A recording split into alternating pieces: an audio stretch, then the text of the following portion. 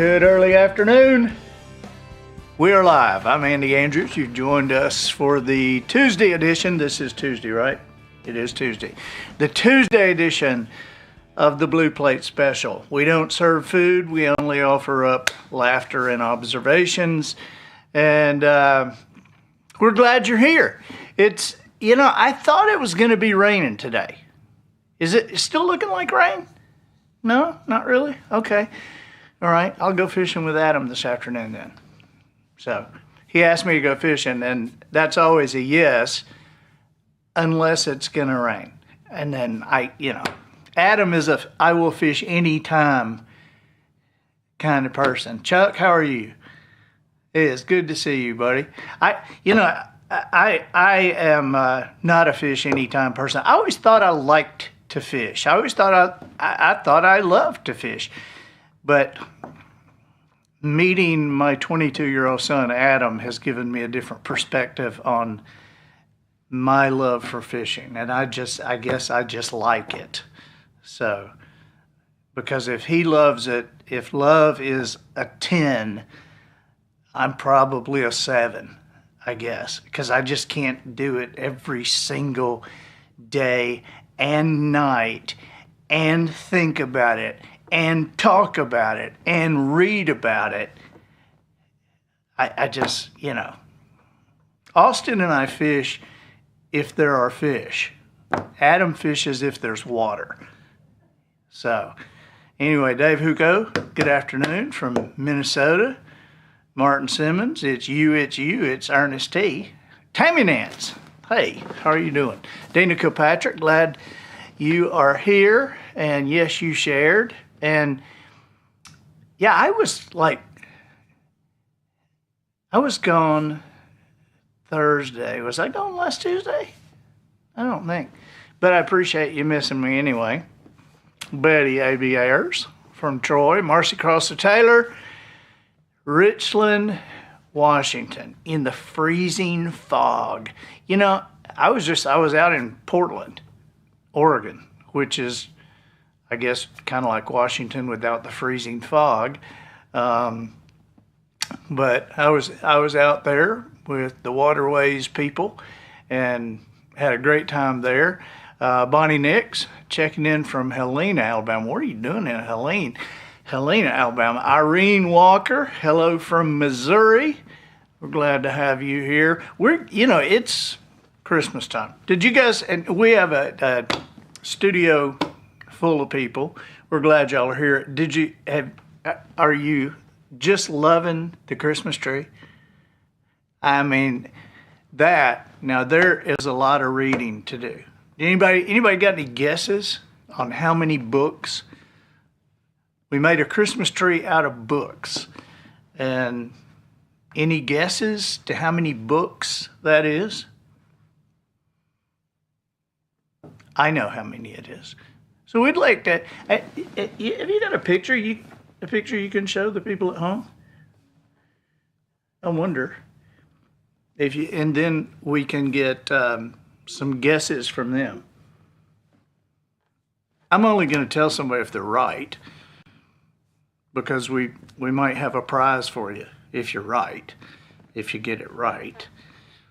But I'm just telling you, my back is still hurting from messing with that tree, I think.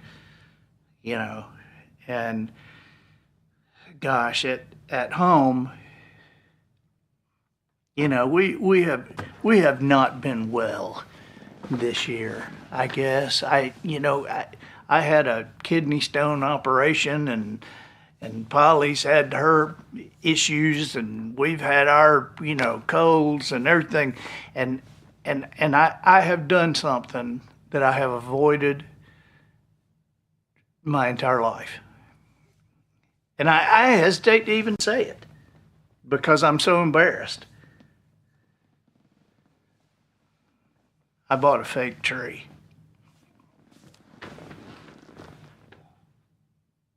I don't even think my sister knows this, so I hope my sister's not watching, because she will be she will think less of me. I think less of me. a fake tree. But at least we got a tree. But it wasn't gonna be a tree at all if we didn't get a fake one. Because we used to get our trees from Bailey's Farmers Market over in Pensacola. And I used to tell everybody, Chuck, you've been there, haven't you? You've seen Bailey's. I'm telling you, the best 25 years, or the best $25 I spent every year was at Bailey's Farmers Market.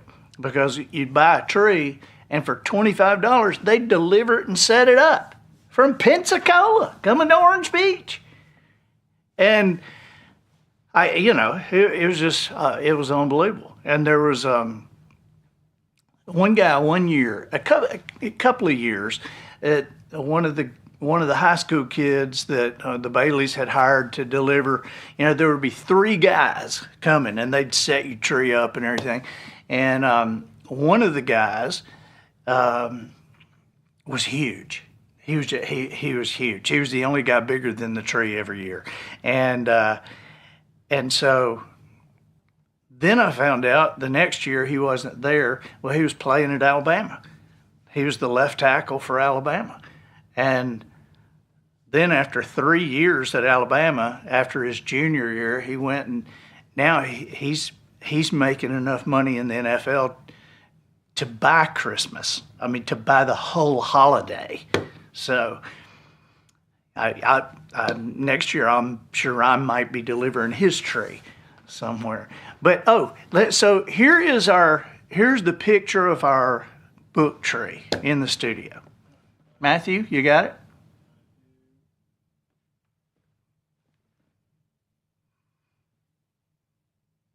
There it is.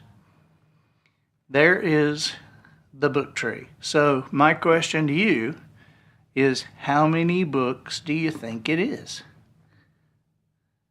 I'd be curious what you think. And if somebody is correct, we'll give them a major award. Not a leg lamp, but a major award. We'll give you a major award. Rosalind Frazier, glad you're here with us. And John Mason Smith, how are you doing over in Amelia Island, home of the Mason Smiths? We miss you at church, John. So today, with Christmas on the horizons, we are going to talk about Christmas traditions.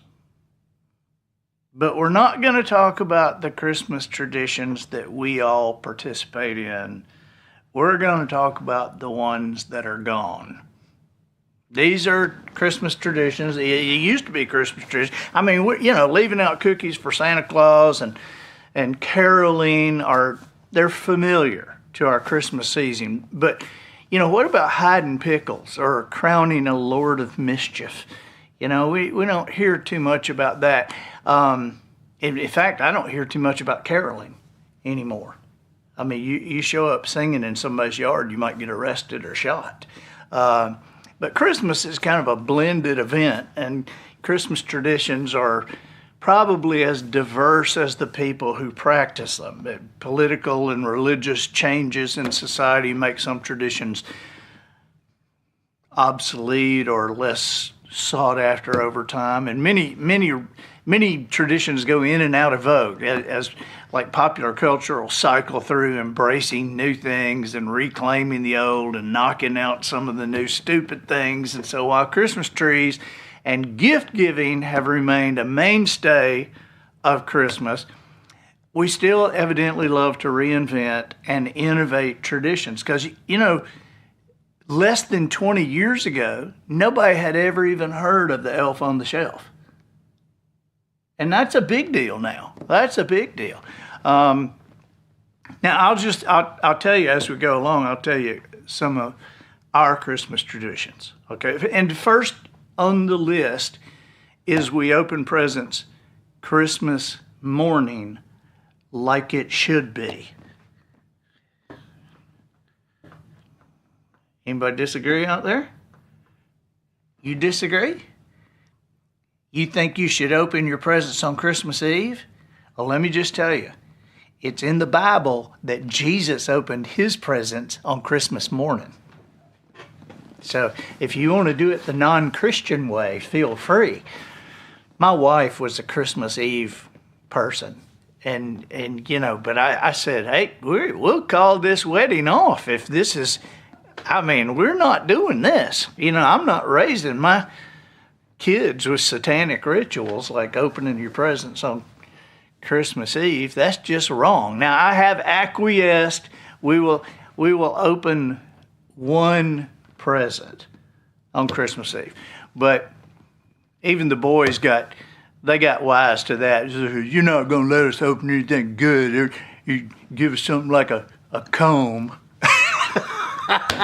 And it's true. I'm not going to let them open up anything good, not on Christmas Eve when you're not supposed to. All right. One of the traditions that has gone is the Yule log. Now, this used to be a big deal.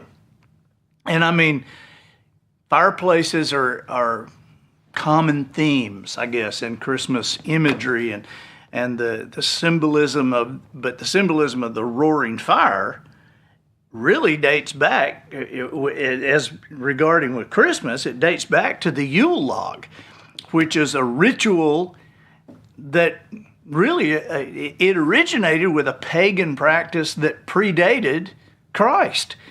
And I think that they probably opened their presents on Christmas Eve before Jesus was born. Now, the winter solstice in late December is the longest night of the year.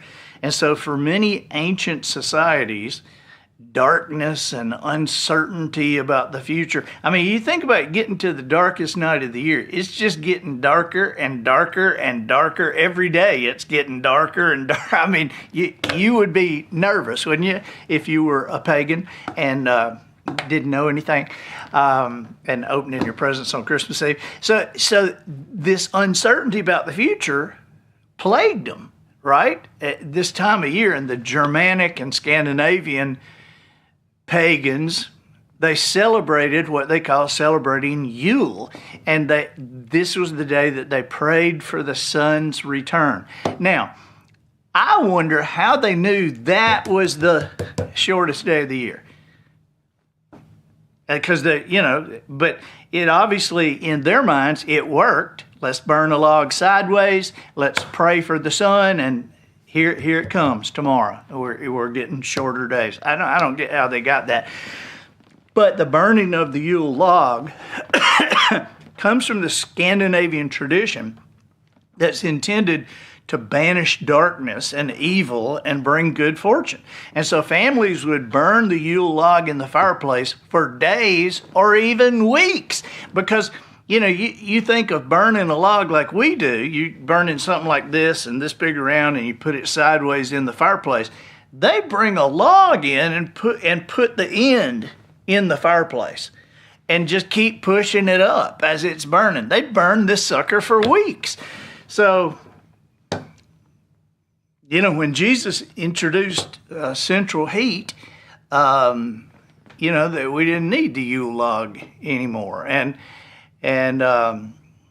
we, you burn a log in a fireplace for an extended period, it's kind of dangerous. And so now you can just turn on your TV and pull up an app that has a fire on it and just watch the fire to celebrate the Yule tradition. But we still call it Yuletide, or I guess, but nobody's burning logs that I know of. All right, here's another one that's gone, another tradition that's gone, and that is the 12 days of Christmas. And no, I'm not talking about that stupid song.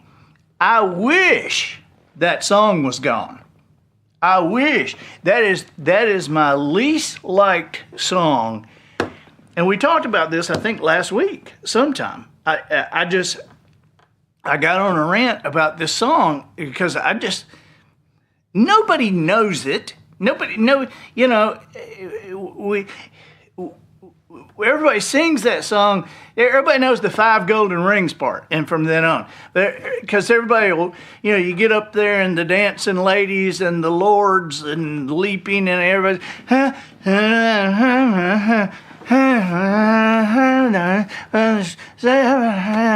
5 golden rings, 4 calling birds, 3 French hens, 2 turtle doves, and a partridge in a pear tree. But that's all anybody knows. But the 12 days of Christmas thing, now Christmas season starts it starts in early October. That's when Walmart puts up all their stuff. And it ends as soon as they can make money on the next holiday. I guess New Year's decorations or something like that. But early Christians celebrated Christmas from December 25th to January 6th. So the Christian calendar, if you have one, still observes the 12 days. And these were supposed to be the 12 days that the 3 wise men traveled to follow the Star of Bethlehem and find Jesus after his birth.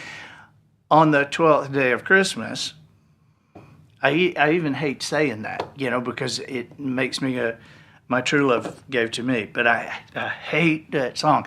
But on the 12th day of Christmas, Christians traditionally celebrated Epiphany, or they call it Three Kings Day. And today, that Christmas carol describing this exponentially increasing array of gifts, this has outshined the roots of the 12 days in the public imagination. And if you said 12 days of Christmas, everybody just thinks of that stupid song. And so we celebrate Christmas Day, we celebrate Christmas Eve, and in my house, we celebrate Christmas Adam, which is the 23rd. Adam, our 22-year-old, when he was about 5, he asked me one day, he said, "Dad, if tomorrow is Christmas Eve, is today Christmas Adam?" I said, "Yes, it absolutely is." And we've been celebrating Christmas Adam on the 23rd, Christmas Eve on the 24th, and Christmas Day ever since.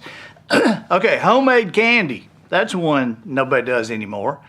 And my grandmama, I think our grandparents bridged a gap, because when I'm talking about Christmas candy, I'm not talking about divinity.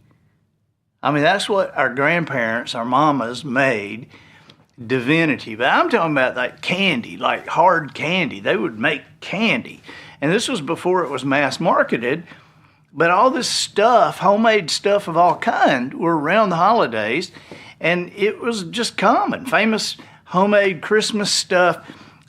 People would make fudge, gingerbread, but they would also make peanut brittle, and they would make hard peppermint. Everything peppermint. People used to make candy canes, and it's funny, because this candy canes are obviously, they just look like Christmas, but their beginning is kind of a legend. Nobody really knows where candy canes came from. A persistent origin story is that a choir master in Germany handed out hard candy in the shape of a shepherd's hook to keep rowdy children quiet at church, to remind them he's going to hook them out of there. But it's more likely that candy canes got their shape to serve a dual purpose as a treat and a decoration on the tree. That's more likely. But as industrial changes have made candy and stuff widespread year-round, traditions around candy has changed, because today people typically purchase Christmas candy, or they pick up a candy cane on their trip to see Santa Claus, but they're not making it unless you make divinity. Does anybody out there still make divinity? See, when my mom and my grandma made divinity, I wanted, hey Kevin Tim Perkins, how are you doing, buddy?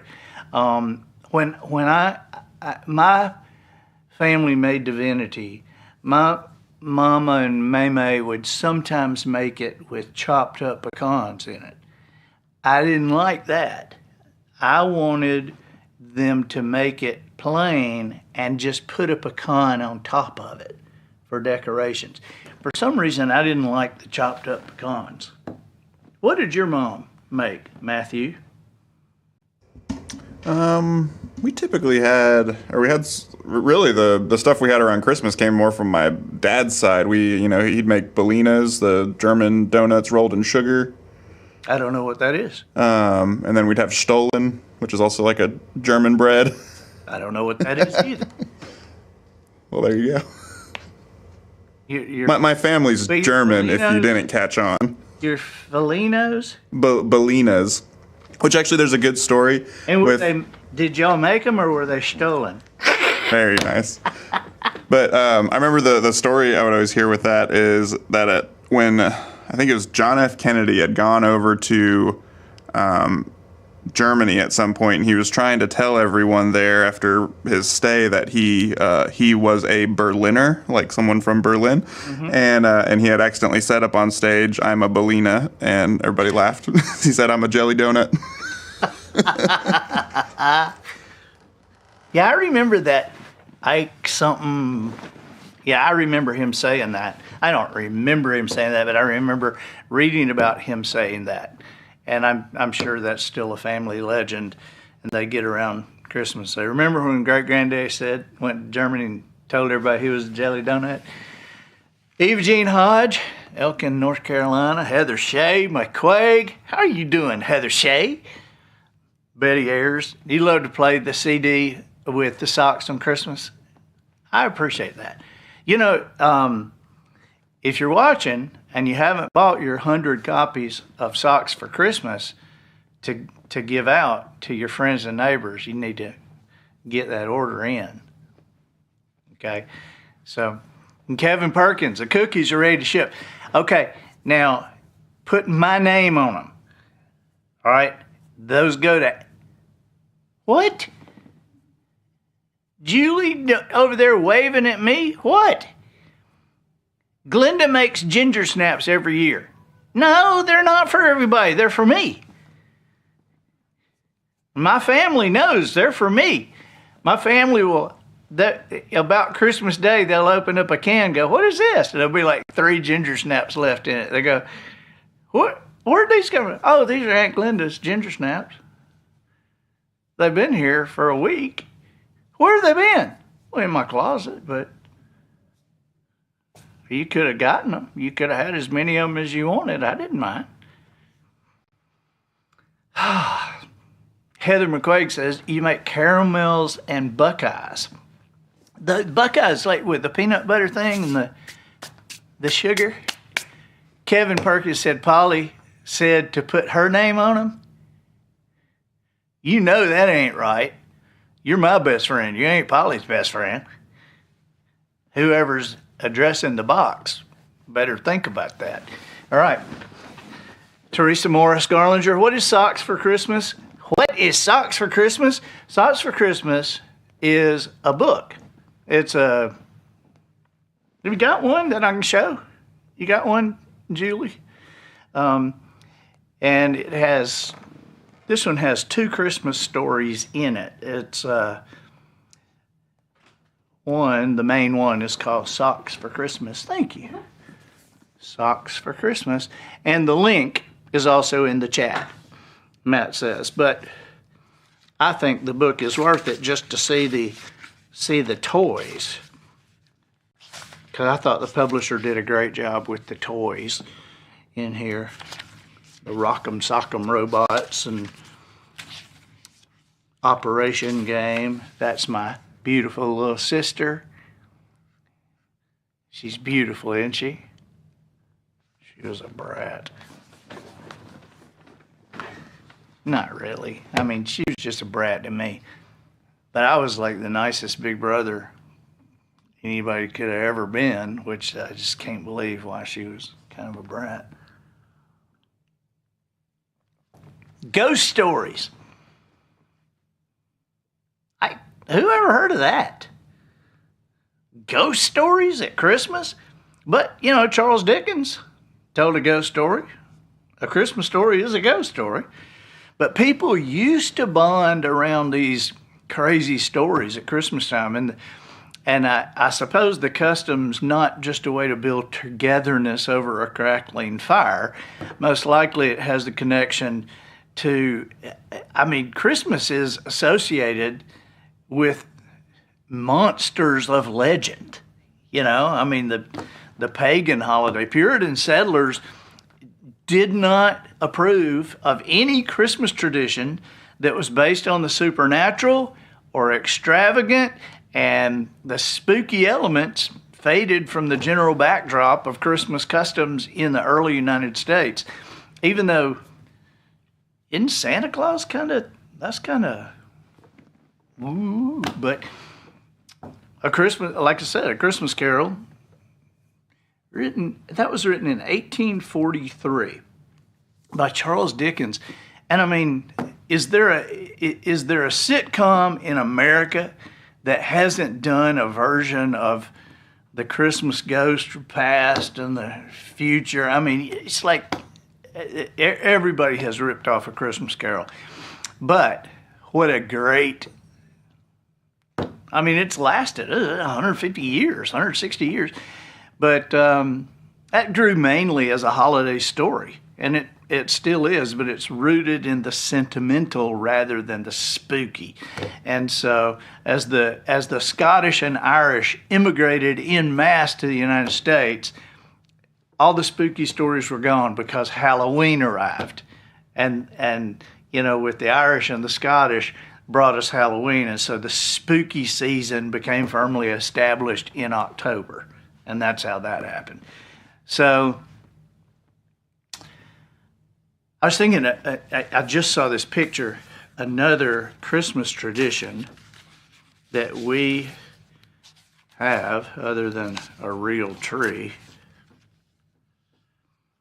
We had the Christmas tradition of Jesus' birthday party on Christmas Eve. And that's me and my sister and Jesus' birthday cake right there. So, but that too is in the Bible, Jesus' birthday cake. So that's one of our Christmas traditions that we raised the boys on. Now, here's one that's gone. Hiding a pickle in a tree.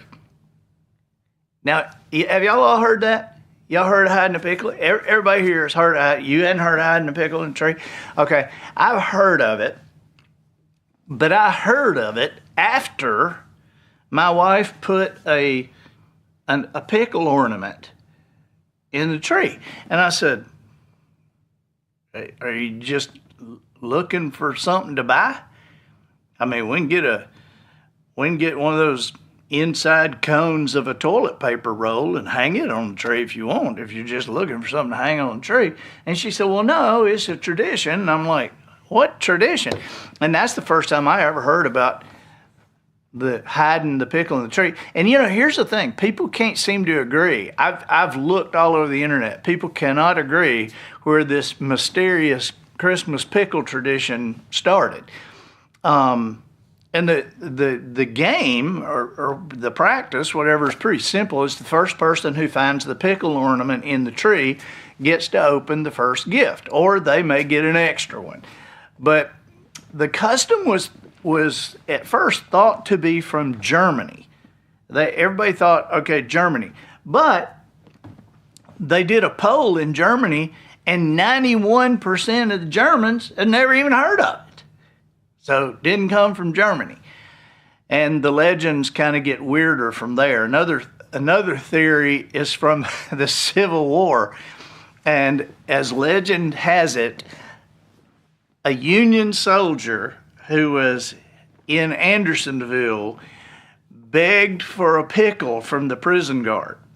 And so the soldier survived, likely thanks to the pickle. And he began hanging a pickle on the Christmas tree to remember the sweet prison guard. I don't believe that one either.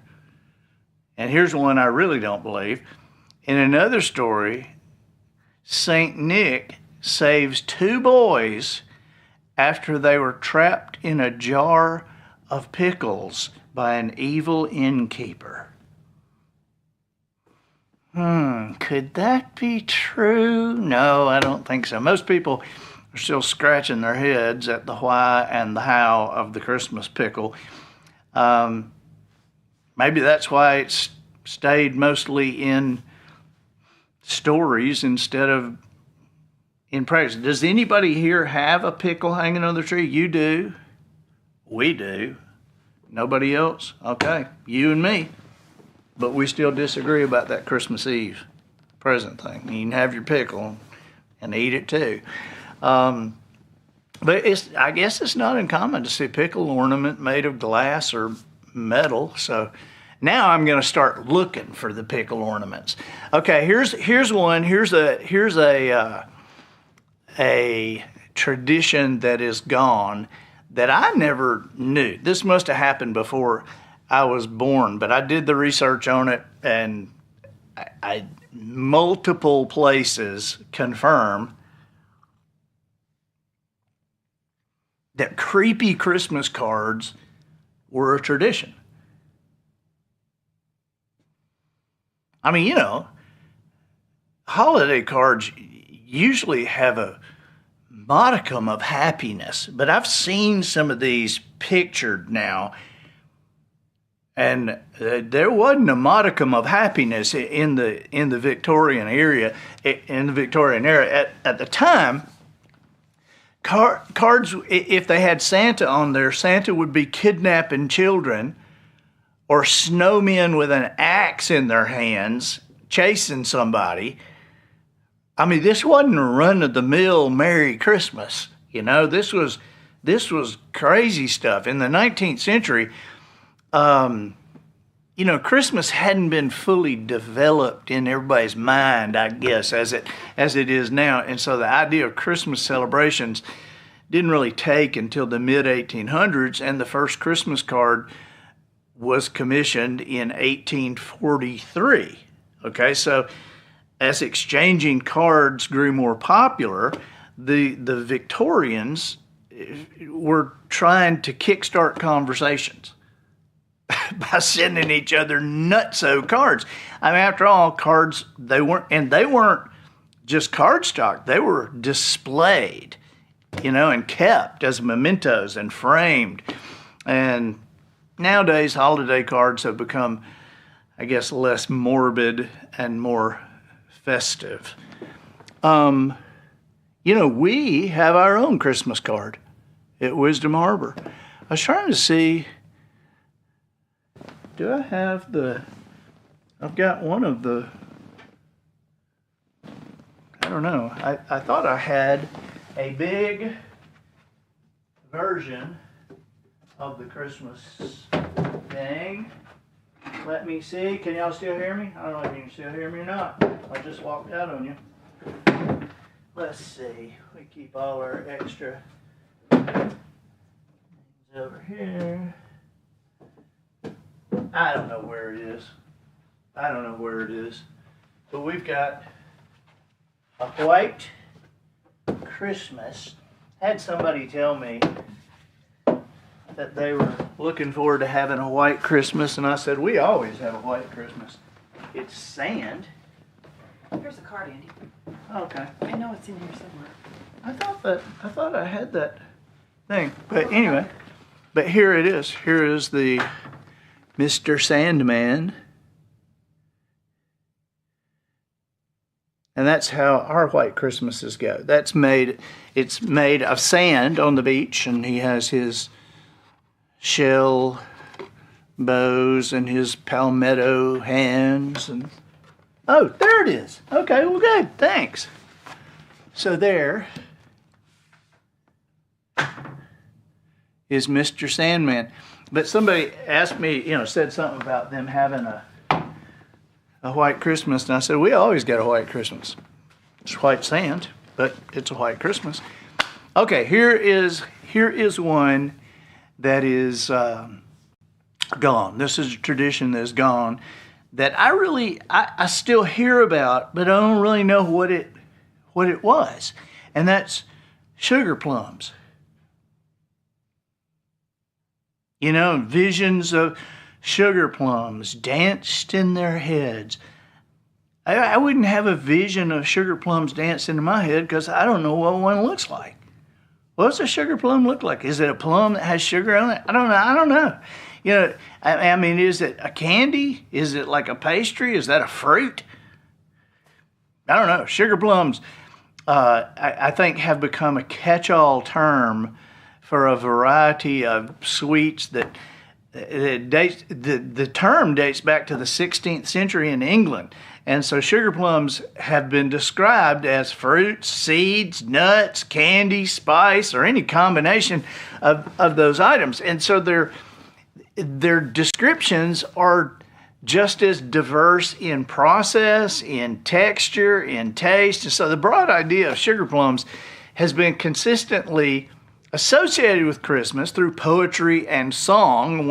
The most memorable elements of Tchaikovsky's The Nutcracker is the dance of the Sugar Plum Fairy, right? And of course, on the night before Christmas, visions of sugar plums dancing in their head. But if sugar plums have such an enduring relationship with Christmas, why are we dreaming of sugar plums instead of snacking on them? Because most likely, I think it's because we still don't know what they are. Have you ever gone to somebody's Christmas party and they say, hey, make yourself home and just note there are some sugar plums on the table if you'd like some? I had never heard that in my life. How about this one? Real candles on the tree. Hard to believe they aren't doing that anymore, isn't it? But people used to place lit candles on Christmas trees. This dates back to the 17th century in Germany. But these festive trees were the source of deadly fires every year. And the fire risk was so great that insurance companies stopped covering Christmas tree fires by the early 1900s. I mean, if a Christmas tree burned down your house, that's just too bad. You know, we're going to do away with that one. But the invention of light bulbs ushered in this new, safer era in Christmas tree lighting. It was 1882. It was a couple of years after Thomas Edison patented the light bulb when Edward Johnson, a friend of Edison's, hand-wired his light bulbs around his Christmas tree in New York City. And so the innovation, the beauty of the display made the newspapers. And it took a little longer, a couple of 3 years, for Americans to embrace electrical lighting. Lights were expensive, and they required an electrician to put them up for you, I guess. But it wasn't until the 1920s that everyday people could afford strings of electric lights. But as electric lighting increased in affordability and usability, the practice of candle lighting trees declined. Thank God. Thank God we aren't putting candles in trees anymore. Have you ever seen a Christmas tree go up? You ever seen one burn? Ooh. I mean, you give it a week in your house, when it starts drying. I mean, you can add water to the bottom and everything, but that thing starts, it starts drying out even with adding the water. And when it gets close to Christmas, you ought to Google sometimes burning Christmas tree. I mean, you could strike a match to the bottom of that tree, and in 15 seconds it'd be burning out the top. I mean, it is like it explodes. And so I can't imagine, the candle thing. I mean, I think that the frying whole turkeys is the lit candle tree of today. I think frying whole turkeys, that's the best chance you got of burning your house down. Now, doing something. They're down the street from us a number of years ago. I don't know if you guys know this, but all these guys in the studio know this, that all our houses around here are built on stilts, because of hurricanes and high water and that kind of stuff. And somebody down the street from us was on Thanksgiving Day was frying a turkey, and somehow the grease caught, and that house burned down so quickly they couldn't even get their cars out from under the house. You know, everybody parks under there. All right, how about this one? I think this is the last one. The Christmas goose. Who eats a Christmas goose anymore? Has anybody ever had a Christmas goose? You have? You guys have? Let me ask you this. Did you like it? They're looking at each other. I kind of didn't like it. Did you like it? No, I kind of didn't like it. Did you like it? You did?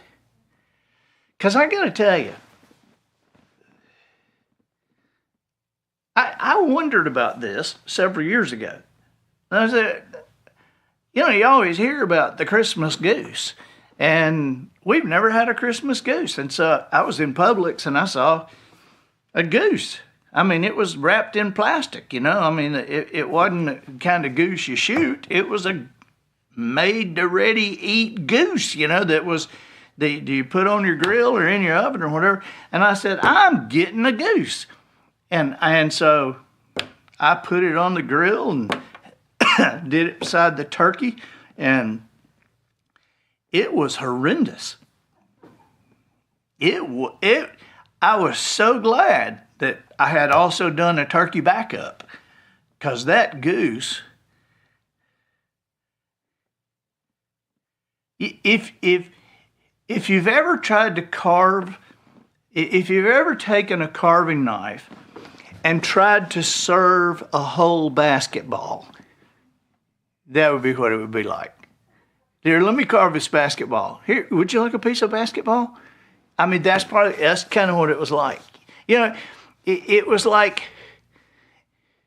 if celery were harder to chew. That's what it would be like.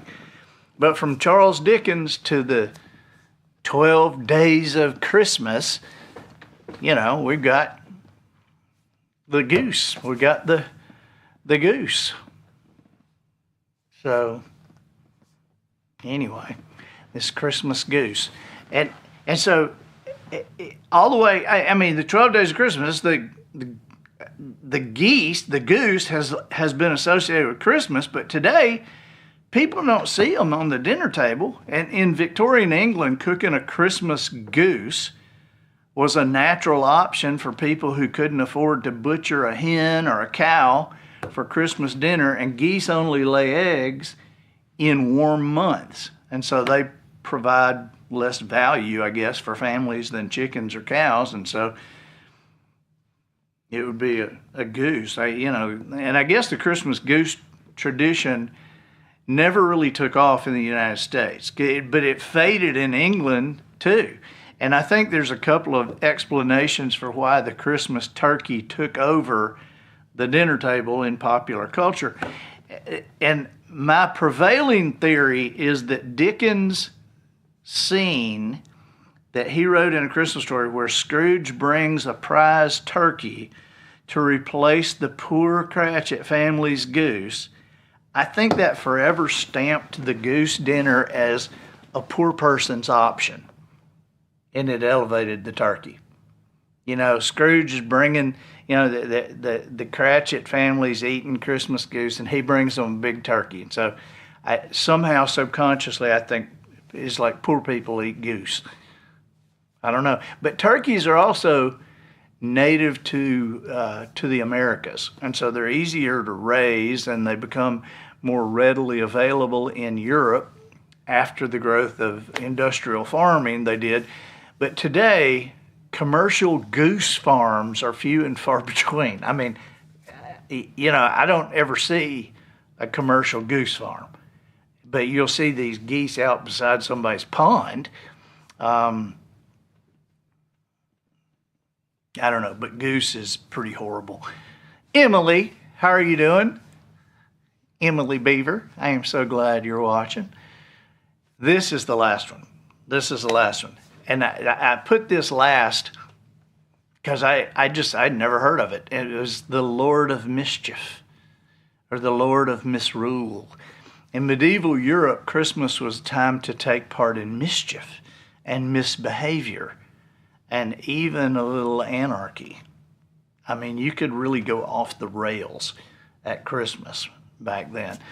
And the tradition originates from the Roman holiday Saturnalia, which was in mid-December. Saturnalia is a holiday honoring the pagan god of agriculture called Saturn. And the ancient Romans celebrated not only by drinking and feasting and gambling, but also by relaxing social norms that governed their lives. Dress codes were more lax, gifts were exchanged, and social order was temporarily upended. People who were slaves were even invited to the parties thrown by their owners. And so this pagan god Saturn made this declaration that everybody should open their presents on Christmas Eve, and that was the beginning of the end. Because the growth of Christianity in Europe brought new ways to express the spirit of what we called Christmas in the context of the medieval church. And in the spirit of social inversion, a practice in 15th century Europe involved a choir boy assuming the bishop's duties for the day.